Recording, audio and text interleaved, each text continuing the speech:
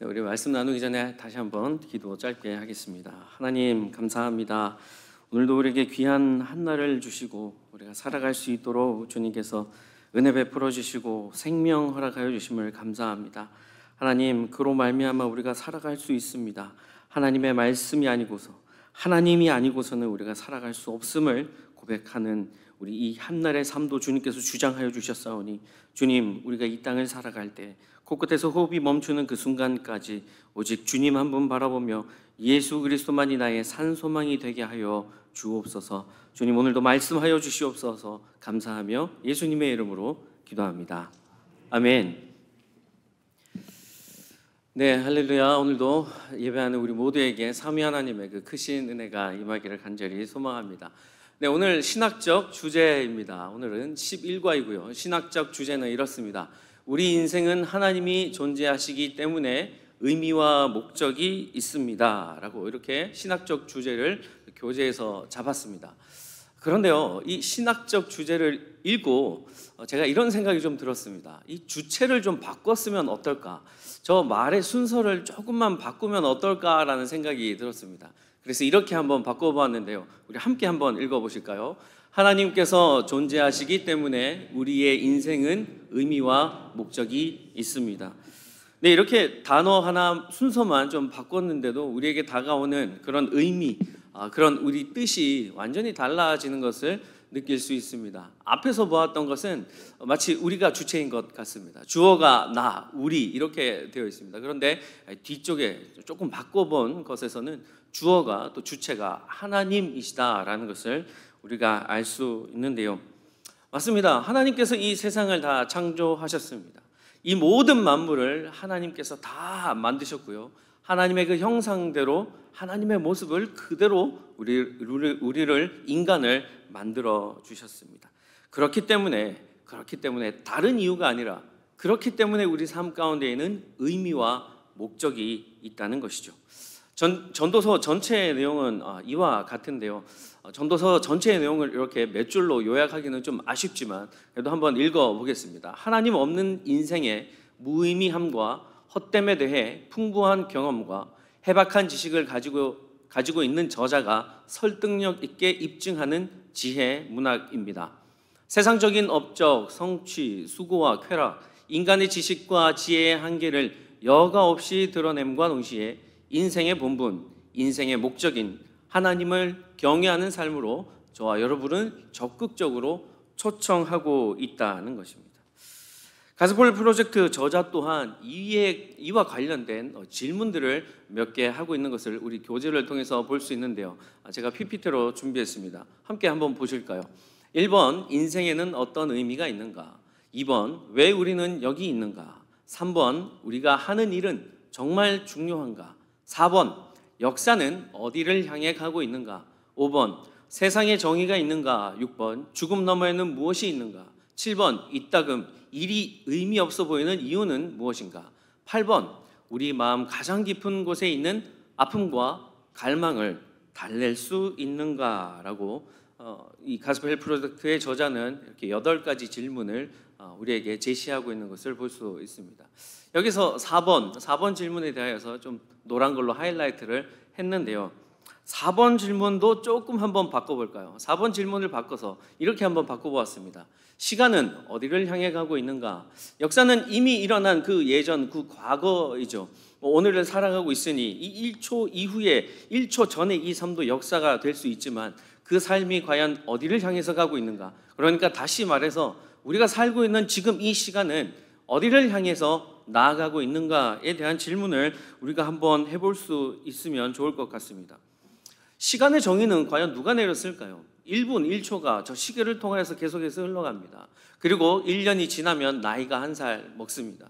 그리고 왜 그런지 모르겠는데 10년이 지나고 20년이 지나면 주름살도 좀 생기고요. 그렇게 좋다는 로션을 발라와도 계속해서 그 주름살은 깊어지는 것을 볼 수도 있죠. 그리고 흰머리도 하나 둘씩 나게 되는 것을 볼 수 있습니다. 자, 과학자들은 이렇게 얘기할 수 있겠죠. 세포가 노화되니까 그런 것이다 라고 증명을 해볼 수 있습니다. 그런데 그 세포가 노화되어 가는 그 과정들을 과연 결정하신 분, 그것을 만드신 분은 과연 누구인가라는 것에 대한 우리는 그런 의문을 가져야 한다라는 것이죠. 이러한 질문에 대하여서 온전한 답을 내릴 수 있는 사람은요, 과연 이 세상에 누가 있을까요? 세상이 가지고 있는 인간이 노력해서 얻은 그 과학적 지식, 문명, 지혜 등으로 명명백백하게 이 모든 궁금증들을 다 해결할 수 있는 사람은 없는 것 같습니다. 여기에 대해서 오늘 교재는 우리에게 이렇게 이야기합니다. 125페이지에 나와 있는데요, 이 세션에서 우리는 자신을 솔로몬에 견주어 보고 그가 했던 것과 같은 질문을 하게 될 것입니다. 우리는 그 질문들에 대한 답을 예수 그리스도의 인격과 사역에서 찾아야 합니다. 하나님의 계심을 알아야 의미 있고 정의롭고 목적이 있는 삶을 경험할 수 있습니다. 또한 다른 사람들에게 그리스도를 바라봄으로써 그들 질문에 관한 답을 찾으라고 말할 수 있습니다. 라고 교재에 기록되어져 있습니다. 자, 그러니까 지금까지 했던 그 앞에 나왔던 8가지 질문들, 그리고 방금 제가 말씀드린 그런 세포의 노화 과정, 나이가 먹으면 먹을수록 왜 그렇게 되는지에 관한 그 모든 과정들을 이 바로 하나님을 통하여서, 하나님의 계심을 통하여서, 하나님께서 이 세상을 창조하셨다라는 그 전제를 딱 가져야지만 우리가 알 수 있고, 다른 사람들에게도, 그렇게 묻는 사람들에게, 그렇게 우리에게 질문하는 사람들에게 우리가 대답할 수 있다라는 것이죠. 자, 이 전도서를 통하여서 우리가 여기에 대한 해답을 좀 알아가 보기를 원합니다. 우리가 함께 묵상해 보기를 원합니다. 첫 번째 핵심 포인트입니다. 인생의 의미가 있습니까? 라고 교재는 말하고 있습니다. 인생에 의미가 있습니까? 전도서 1장 2절인데요. 우리 함께 한번 읽어볼까요? 전도자가 이르되 헛되고 헛되며 헛되고 헛되니 모든 것이 헛되도다 라고 되어 있습니다. 저 헛되다라는 단어가 지금 몇 번 쓰여 있습니까? 네, 5번 쓰여 있습니다. 네, 헛되고 헛되며 헛되고 헛되니 모든 것이 헛되도다. 반복적인 용법이죠. 히브리 문학에서 가지고 있는 특별한 어법입니다.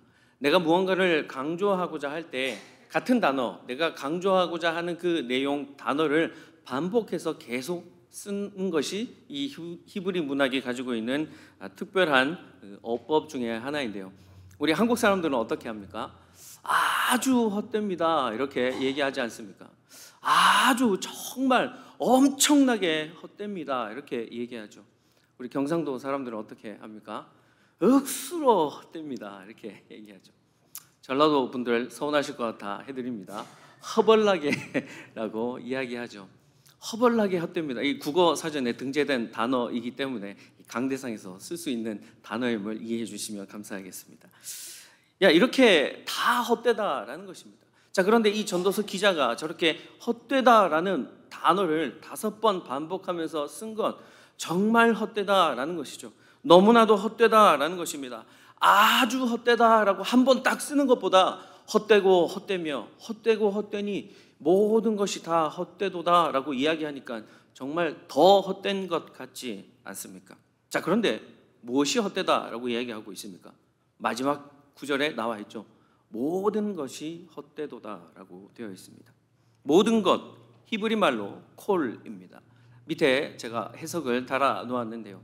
단수, 복수 할 것 없이 사람, 장소, 각자가 맡은 일, 말 그래도 이 세상 가운데 일어나는 모든 일과 모든 것들을 다 일컫는 말이죠. 콜입니다. 자, 그러니까 모든 것이 헛되다. 내가 지금 말하고 있는 그것도 헛되고, 내가 지금 누렸던 것도 헛되고, 너희들이 지금 살면서 추구하고 있는 그 방향으로 나아가는 그 모든 것들이 다 헛되다라고 이야기하죠. 여기서 질문 하나 드리겠습니다. 이 전도서를 기록한 저자는 누구입니까? 솔로몬이죠. 우리가 너무나 잘 알고 있습니다. 1절에 그렇게 되어 있죠. 다윗의 아들 예루살렘의 왕 전도자, 그렇게 얘기합니다. 그래서 우리는 전통적으로 이 전도서를 솔로몬이 지었다라고 그렇게 알려져 있습니다. 솔로몬은요, 여러분 무엇으로 유명한 왕이었습니까? 우리가 지난주 가스펠 프로젝트에서도 배웠죠.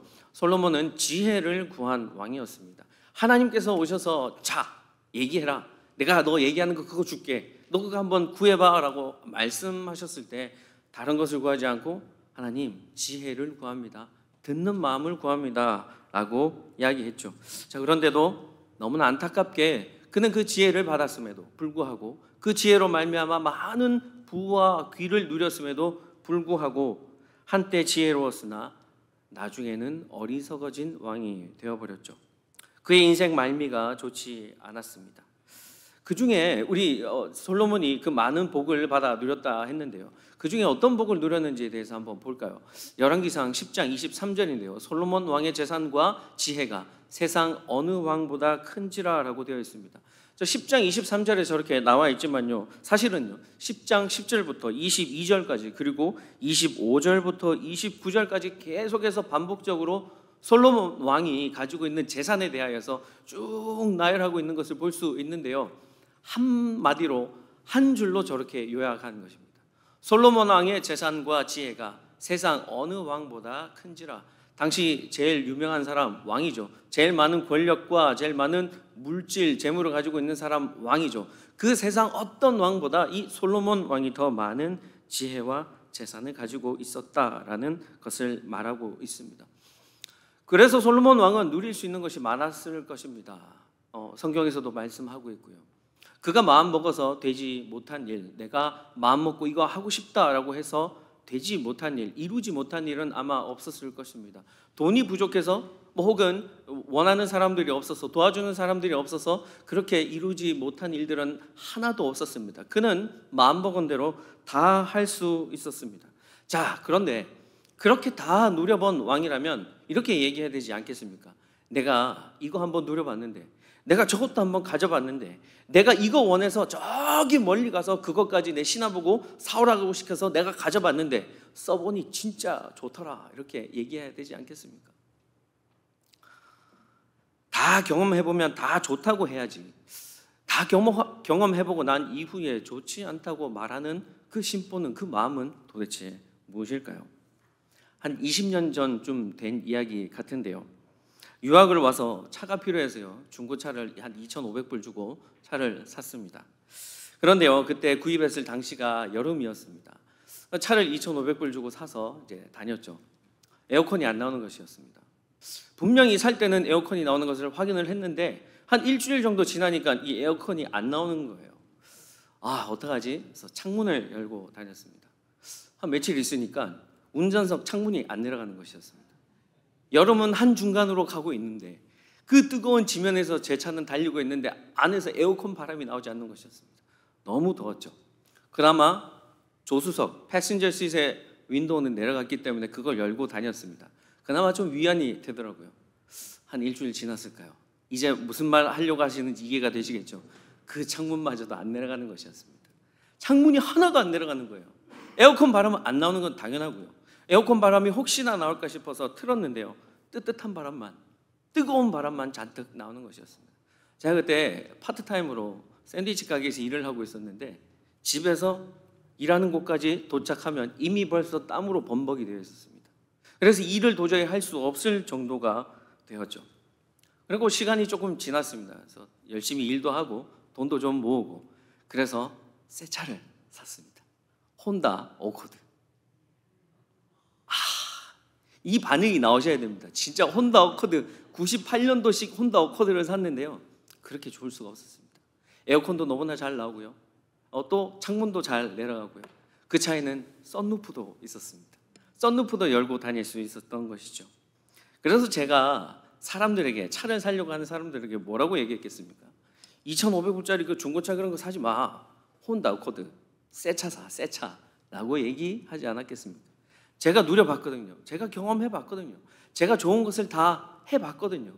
그러니까 안 좋은 것도 해보고 좋은 것도 해봤으니 사람들에게 안 좋은 것을 행하게 권하겠습니까? 아니면 좋은 것을 하라 권하겠습니까?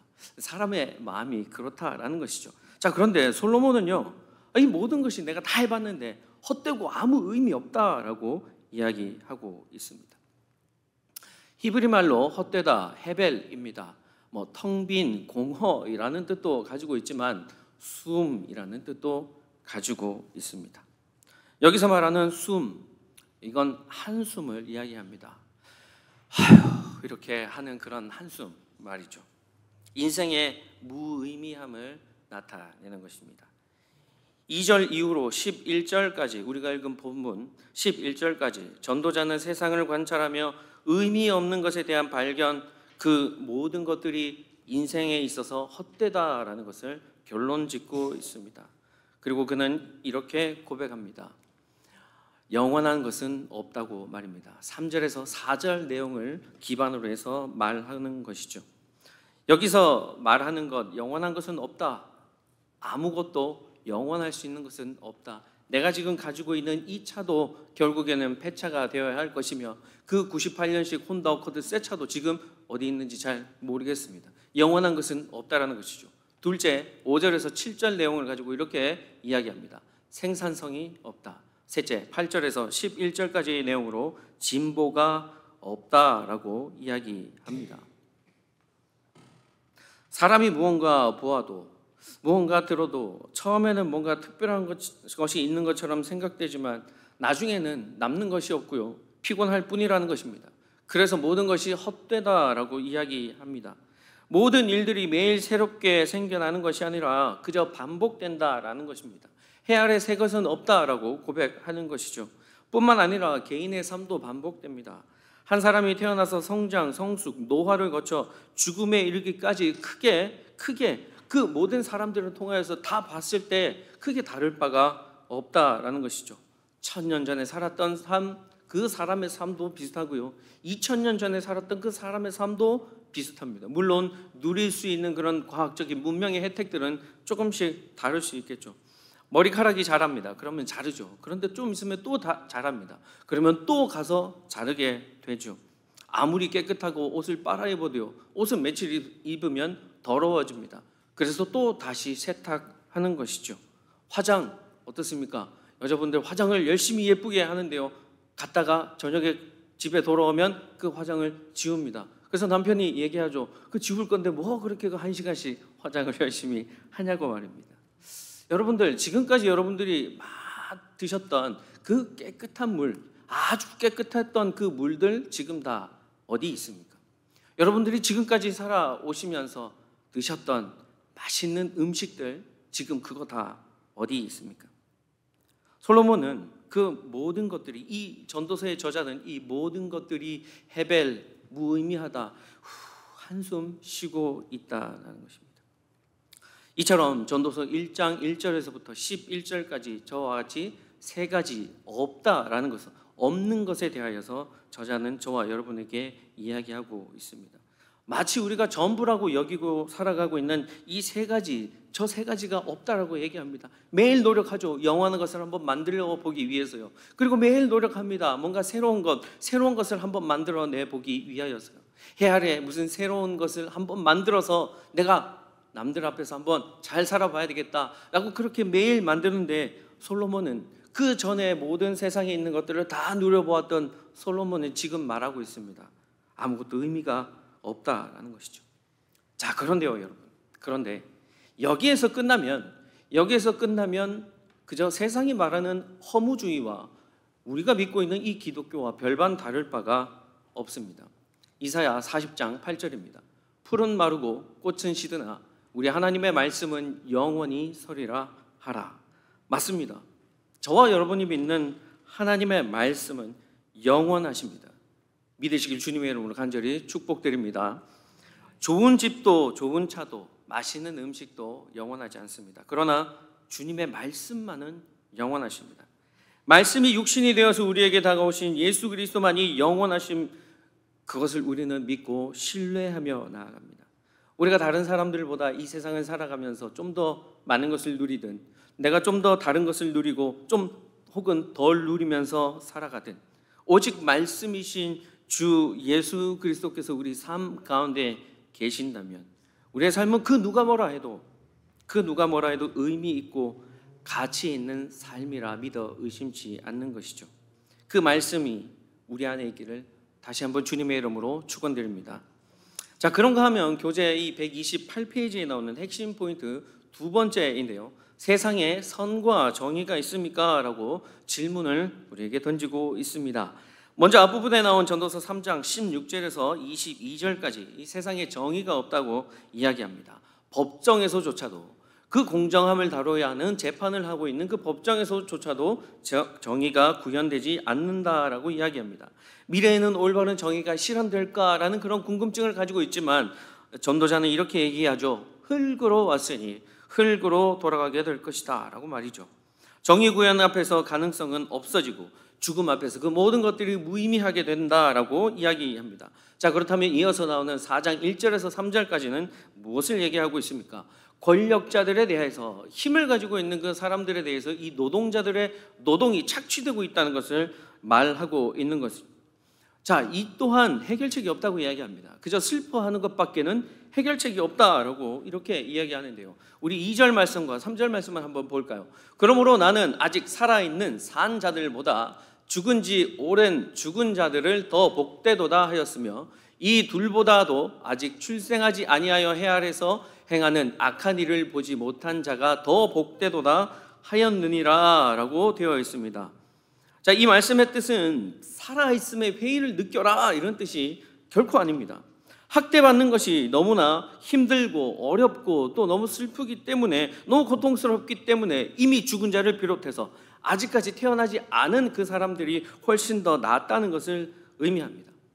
과거에 압제당했지만 죽었기 때문에 압제당하지 않으며, 혹은 아직 이 땅에 태어나지 않았기 때문에 그 압제 가운데에서, 고통 가운데에서 그 고난을 겪지 않는 사람이 이 땅 가운데 현재 살면서 무엇인가를 새로운 것을 해보려고 하고 무엇인가 의미 있는 것을 찾으려고 하고 하는 그런 사람들보다 훨씬 더 낫다라는 것이죠.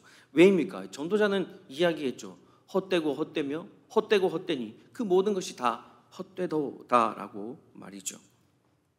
사실 전도서의 저자는 이처럼 차라리 죽는 것이 낫다, 태어나지 않는 것이 낫다라고도 이야기하지만 9장 4절에서는 이렇게도 이야기합니다. 모든 산 자들 중에 들어있는 자에게는 누구나 소망이 있음은 산 개가 죽은 사자보다 낫기 때문이라. 사자와 개 비교할 수 없습니다. 그 용맹함과 그 위력과 그 힘을 비교조차 할 수 없는 것이죠. 그런데 죽어 사자보다 살아있는 그 개가 훨씬 더 낫다라고 이야기하는 것이죠. 전도서는 이처럼 죽음에 관한 이야기를 하는 책, 모든 것이 무의미하고 헛되기 때문에 이 땅에서의 삶은 전혀 살 가치가 없습니다 라고 말하는 책이 아닙니다. 나 전도자, 내가 모든 것을 다 누려보고 다 해보고 다 가져봤는데 그거보다 정말 더 가치 있는 곳에 우리의 마음을 쏟읍시다, 우리가 그것을 붙듭시다 라고 이야기하는 것임을 우리는 분명히 해두어야 할 것입니다. 사실 이런 세상의 압제, 학대, 정의가 없음에 관해 일어난 대표적인 사건, 우리가 알고 있는 사건이 무엇입니까? 압제와 학대, 정의가 없는 그 사건, 우리가 알고 있는 사건 바로 십자가 사건이지 않습니까? 요한복음 18장 5절입니다. 대답하되 나사렛 예수라 하거늘 예수님이 누구를 찾느냐 물으셨죠. 그러니까 예수님이 이렇게 대답하셨습니다. 이르시되 내가 그니라 하시니라. 그를 파는 유다도 그들과 함께 섰더라. 이 이후에 예수님의 행보에 대해서 우리는 너무나 잘 알고 있습니다. 우리는 지난 고난주간을 통해서도 이 관한 말씀을 나눴습니다. 증거가 없는데 예수님을 체포할 그런 명백한 이유가 없음에도 불구하고 예수님을 잡아갔죠. 그리고 부당한 재판에 넘겼습니다. 정의가 없는 재판이었습니다. 그로 인해 십자가 죽음을 당하게 되었습니다. 이보다 더 억울한 압제, 학대, 정의 없는 것이 어디 있겠습니까? 그런데요, 거기서 끝나지 않았습니다. 매 맞으시고 모든 사람들의 조롱거리가 되셨습니다. 얼마나 억울하셨겠습니까? 예수님께서 오신 목적은 그런 것들을 위함이 아니었는데도요. 그 며칠 전까지 호산나 다윗의 자손이요 가장 높은 곳에서 영광이라고 외치며 겉옷을 벗어서 바닥에 깔고 종려나무 가지를 꺾고 예수님께서 타고 오시는 그 나귀 밑에 깔았던 그 사람들이 이제는 등을 돌리고 손가락질하고 비웃고 침뱉고 십자가를 지라 라고 말씀하고 있지 않습니까? 재판관들은 어떻게 합니까? 유대 종교 지도자들은, 그 높은 자리에 있는 사람들은 어떻게 합니까? 자신의 자리를 지키기 위해, 밀란이 일어나지 않기 위해 제대로 재판도 하지 않고 사형 집행 판결을 내려버리지 않습니까? 자, 그런데 여기서 끝나면 전도서 기자가 말하는 것처럼 헛되다, 거기에서 끝나는 것이죠. 반전은 여기서 일어납니다. 그렇게 억울한 죽음을 맞이하셨던 우리 주님께서는 말씀하신 대로 돌아가신 지 3일 만에 다시 부활하십니다. 이 부활로 인해서 예수님은 이 땅 가운데 사라졌던, 예수님은 이 땅 가운데 모든 권력자들이 짓밟고 있는 그 정의를 다시 일으켜 세우셨습니다. 예수님 그리스도를 믿는 저와 여러분에게도 이 정의를 일으키실 것입니다. 그리고 이미 일으키기 위한 그 준비를 하고 계신 줄로 믿습니다. 그리고 그 정의로 인하여서 우리가 지금까지, 현재까지 살아갈 수 있음에 늘 감사하는 마음을 가져야 하는 것이죠. 우리의 모든 슬픔을 위로하시고 우리의 모든 눈물을 닦으시고 모든 것을 바로잡으시며 모든 것을 새롭게 하시며 우리에게 말씀하실 것입니다. 그동안 참아내고 견디느라 수고했다, 나의 사랑하는 자여 라고 말입니다. 그런 주님이 우리의 소망 되시기에 오늘도 우리는 이 하루를 크리스천으로서 주님께서 우리에게 허락하신 이 날을 우리는 넉넉히 승리하며 살아갈 수 있게 되는 것이죠. 자, 마지막으로 세 번째 핵심 포인트입니다. 우리는 무엇을 위해 삽니까? 라고 세 번째 핵심 포인트는 말하고 있습니다.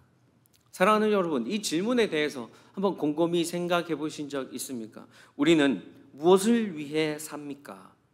이 질문 또한 우리의 그 관점에서, 우리의 주체에 우리가 바라보는 그 시점에서 시작하는 것을 볼 수 있습니다. 자, 그렇다면 다시 신학적 주제에서 말씀드렸던 것처럼 다시 그 주체를 한번 바꿔볼까요? 이렇습니다. 하나님은 왜 우리를 창조하셨는가? 라는 질문을 할 수 있는 것이죠. 자, 저 질문을 본다면 우리가 과연 무엇을 이제 앞으로 위해서 살아가야 할지, 지금까지 우리는 무엇을 위하여서 살아왔으며 나는 지금 현재 무엇을 위해서 살아가고 있는지, 그리고 미래는 무엇을 위해서 우리가 계속 살아가야 할 것인지에 대한 답을 찾을 수 있게 되는 것입니다.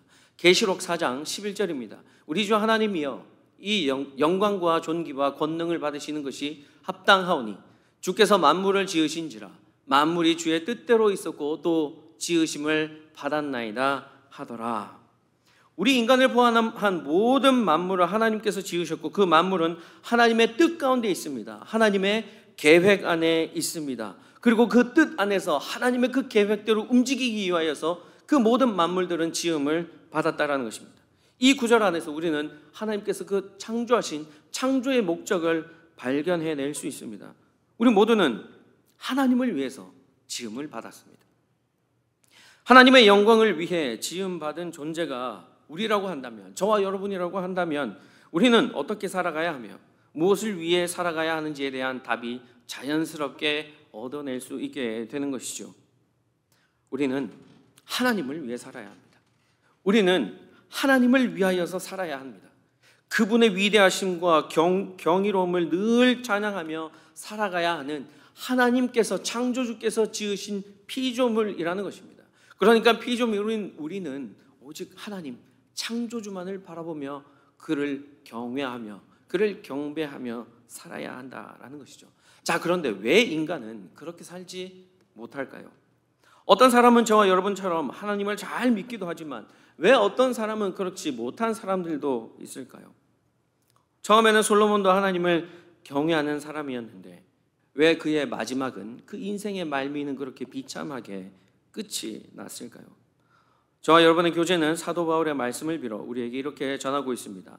페이지 131페이지인데요. 우리는 20절부터 보겠습니다. PPT로 준비하였습니다. 함께 화면을 보겠습니다. 20절입니다. 창세로부터 그의 보이지 아니하는 것들, 곧 그의 영원하신 능력과 신성이 그가 만드신 만물에 의해 분명히 보여 알려졌나니 그러므로 그들이 핑계하지 못할지니라. 하나님을 알되 하나님을 영화롭게도 아니하며 감사하지도 아니하며 오히려 그 생각이 허망하여지며 미련한 마음이 어두워졌나니 스스로 지혜 있다 하나 어리석게 되어 썩어지지 아니하는 하나님의 영광을 썩어질 사람과 새와 짐승과 기어다니는 동물 모양의 우상으로 바꾸었느니라 라고 이야기하고 있습니다. 20절에 우리가 하나님의 눈으로 보지 못하고 손으로 우리가 하나님을 만질 수는 없습니다. 우리가 하나님을 본 적도 없고 하나님을 그렇게 우리가 육체적으로 본 사람이 없다라는 것이죠. 그렇지만 하나님께서 창조하신 이 모든 우주 만물을 보면 하나님께서 계시구나, 창조주께서 계시구나라는 것을 우리는 알아차릴 수 있다라는 것입니다. 내가 굳이 열심히 알려고 노력하지 않아도 우리는 깨달아진다라는 것이죠. 아침마다 동쪽에서 뜨는 태양과 밤 하늘을 비추이는 달, 바다와 산과 나무들, 들에 핀 이름 모를 꽃들을 보면 과연 이 모든 것이 스스로 자연스럽게 생긴 것이 아니라는 것을 알 수 있다라는 것입니다. 하나님의 창조물이라는 것과 그 어떤 사람이라 할지라도 그 만물을 보는 순간 창조주 하나님을 떠올릴 수밖에 없다는 사실, 그러니까 하나님을 부정할 수 없다는 것을 이 바울은 로마서를 통해서 이야기하고 있습니다. 그런데 어떻게 해서 그런 것들을 잃어버렸습니까? 스스로 지혜 있다 하였기 때문입니다. 그렇게 해서 어리석어졌죠. 그렇게 해서 지혜 있다 하고 어리석어진 사람들이 어떻게 합니까? 하나님의 영광을 감히 비교하지도 못할 썩어질 사람과 새와 짐승과 그런 동물의 모양의 우상으로 만들어서 섬겨버렸기 때문이다라고 이야기하고 있는 것이죠. 어제 새벽 예배 말씀 가운데 잠시 인용했던 말씀 예화인데요. 지구에서 태양까지의 거리가 얼마인지 혹시 아십니까?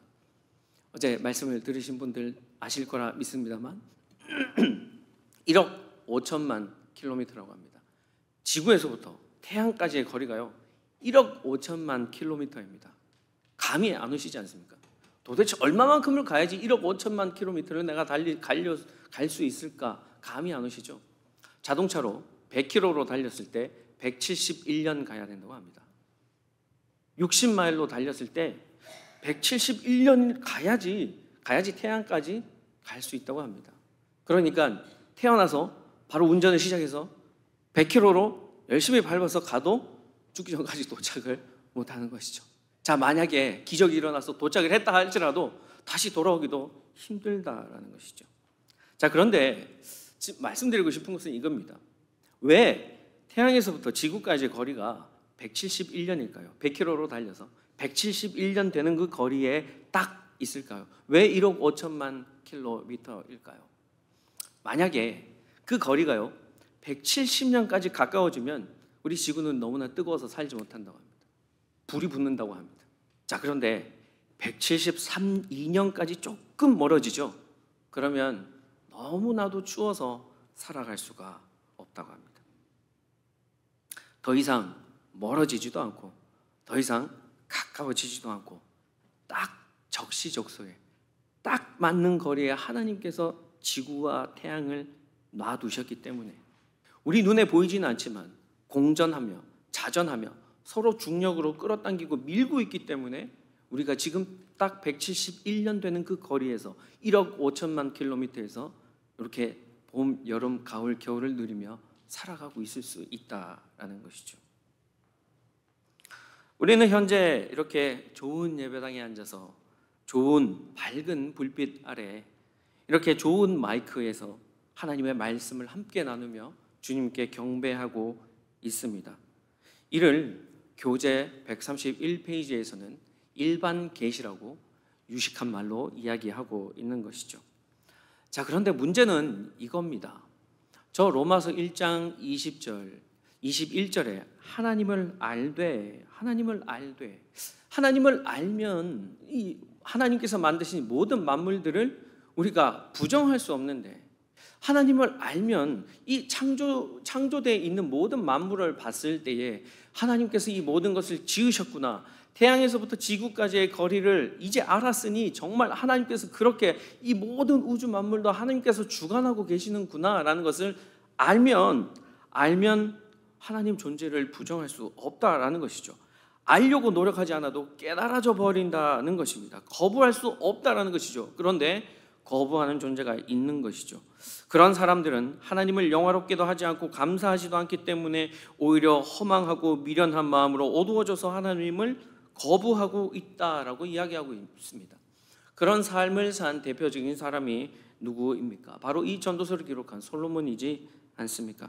그러나 하나님으로부터 많고 많은 복을 받고도 그의 왕조가 영원할 것이라는 하나님의 언약을 아버지 다윗 왕 때 받았음에도 불구하고 하나님을 영화롭게도 하지 않고 감사하지도 않고 내가 스스로 지혜 있다 하여서 썩어질 사람과 동물들과 새와 그런 것들을 우상으로 만들어서 그것을 섬기지 않았습니까? 결국 내 삶의 주인이 내가 되니 내가 하나님의 주권을 인정하지 않고 결국 이 모든 것 내가 잘나서 나의 지혜로 누리고 있고 내가 지혜로웠기 때문에 그 모든 것을 가질 수 있다라고 생각했기 때문에 이 모든 것을 이룬 것은 바로 주체가 나이다라고 생각했기 때문에 나의 힘과 능력으로 이 모든 것을 다 이루고 유지할 수 있을 것 같은 그런 착각에 빠져버렸다라는 것이죠. 그런데 저와 여러분은 그렇지 않습니다. 창조의 신비를 믿음으로 고백할 뿐만 아니라 주 예수 그리스도를 나의 주, 나의 하나님으로 고백하며 살아가고 있습니다. 그래서 우리가 무엇을 위해 그리고 누구를 위해 살아야 하는지 어떻게 그렇다면 살아야 하는지에 대해서 잘 알고 있습니다. 전도서 기자가 고백하는 헛되고 헛되며 헛되고 헛되니 그 모든 헛된 그것을 구하시며 살아가겠습니까? 아니면 하나님께서 부르시는 그날까지 그 본질의 가치를 두며 그 진리를 쫓으며 하나님의 자녀답게 이 땅에서의 삶을 최선을 다하며 열심히 살아가시겠습니까?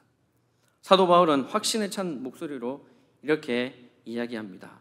고린도전서 15장 7절에서 9절까지입니다.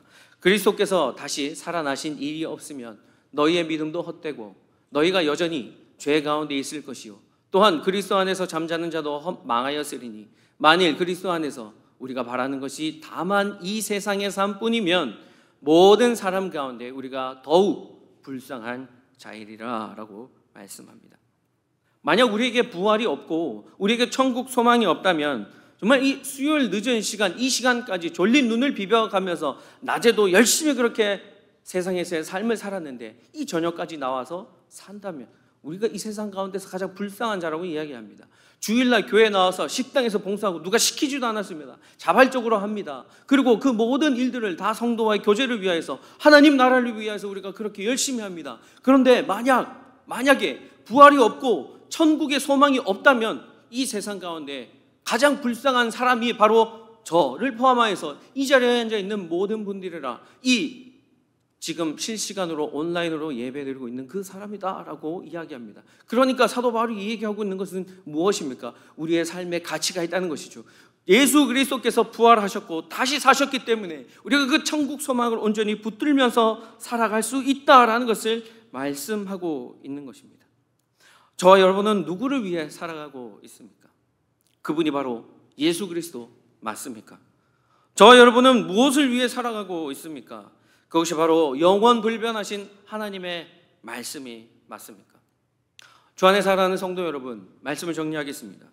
오늘 전도서의 말씀을 통하여 우리는 우리의 삶의 의미를 찾게 되었고요, 그 의미에 대한 확신을 다시 한번 붙들게 되었습니다. 헛된 것을 찾고 구하는 것이 아니라 영원하시고 변하지 않으시는 하나님께 우리의 모든 소망을 두어야 합니다. 예수 그리스도께서 다시 오시겠다고 말씀하신 그 약속을 우리는 고대하며 기다리며 살아가야 할 것입니다. 우리가 이 믿음과 약속을 온전히 붙들 때에 우리에게 이 땅을 바꿀 수 있는 힘이 주어질 것입니다. 기독교가 지금 이 땅 가운데서 소망이 없어 보이는 것은 참 사실인 것 같습니다. 그러나 우리가 지금 앞에서 말한 이 모든 것들, 이 가치 있는 것들을 온전히 붙들기만 한다면 우리가 이 세상 가운데, 이 세상에서 바꿀 수 있는 하나님의 그 뜻 가운데에서, 계획 안에서 우리가 바꿀 수 있는 힘이 주어진다라는 것입니다. 크리스찬들의 모든 미신은 땅에 떨어진 것 같아 보이지만 우리가 오늘 배운 이 진리의 말씀을 꼭 붙들 때에 마치 지금 당장에는 커 보이지 않지만 벽돌 한 장 쌓는다는 마음으로, 벽돌 한 장 쌓는다는 그 마음으로, 묵묵히 겸손한 마음으로 우리가 이 세상을 살 때에 우리에게 놀라운 능력, 즉 이 세상을 변화시킬 능력이 우리에게 주어지게 될 것입니다. 우리의 힘이 아닌 이 세상의 모든 허무와 헛된 것을 이기셔서 죄와 사망을, 그 모든 사슬들을 끊어버리시고 부활의 승리를 우리에게 허락하신 예수님의 그 능력으로 말입니다. 나의 능력이 아닌 바로 그 예수님의 능력 말이죠. 세상 헛된 것을 구하지 맙시다.